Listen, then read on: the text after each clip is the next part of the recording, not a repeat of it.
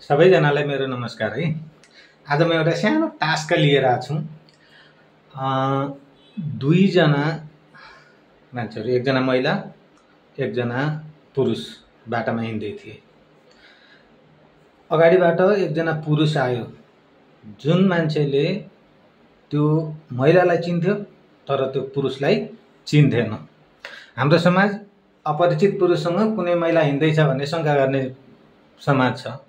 अनि त्यो पुरुषले पनि शंका गरेछ, यो आइमाई कुन अपरिचित पुरुषसँग हिँड्दैछ त भन्ने शंका मान्नेछ र त्यसले त्यो आइमाईलाई सोधेछ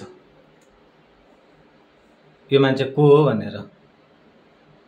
अनि त्यो आइमाईले त्यसलाई जवाब दिन्छ, यसको मामा मेरो मामालाई मामा भन्छ। त्यो मान्छेले तिनीहरू दुईटाको नाता थाहा पायो अनि सरी भन्यो, त्यो त्यहाँबाट हिँड्यो। ल अब तपाईहरु भन्नुस् ती दुईटाको नाता के थियो? ल फटाफट तल कमेन्टमा नाता भन्नुस् तपाईहरु।